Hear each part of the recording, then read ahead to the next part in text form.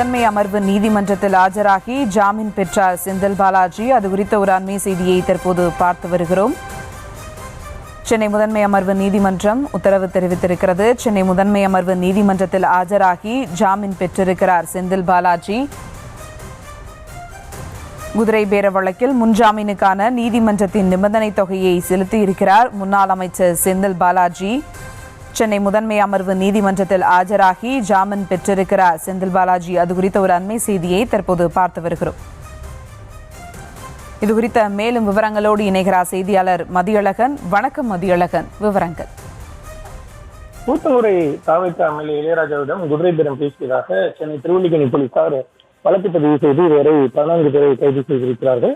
இந்த வழக்கில் முன்னாள் அமைச்சர் செந்தில் பாலாஜி மற்றும் அவர் சகோதரர் அசோக்குமார் ஆகியோருக்கு சென்னை நீதிமன்றம் 8ஆம் தேதி முன்ஜாமீன் வழங்கியது. உத்தரவு நகல் கிடைத்த நாளிலிருந்து 15 நாட்களில் சென்னை முதன்மை அமர்வு நீதிமன்றத்தில் சரணடைந்து 25,000 ரூபாய்க்கான சொந்த ஜாமீனும் அதே தொகைக்கான இருநபர் ஜாமீனும் செலுத்த வேண்டும் எனவும் மறு உத்தரவு வரும் வரை காலை 10:30 மணிக்கும் மாலை 5:30 மணிக்கும் திருவல்லிக்கேணி போலீசில் ஆஜராகி கையெழுத்திடவும் நிபந்தனை விதித்திருந்தது. இந்த நிபந்தனைப்படி செந்தில் பாலாஜி சென்னை முதன்மை அமர்வு நீதிமன்ற நீதிபதி எஸ் கார்த்திகேயன் முன்பு சரணடைந்து பிணை தொகையை செலுத்தினார். பிணையை ஏற்றுக்கொண்ட நீதிபதி நாளை காலை 10:30 மணிக்கும் மாலை 5:30 மணிக்கும் போலீசார் முன்பு ஆஜராக உத்தரவிட்டார்.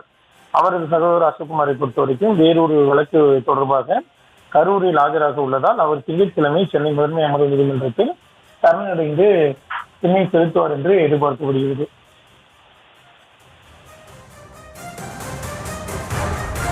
கூடுதல் விவரங்களுக்கு நன்றி மதியழகன்.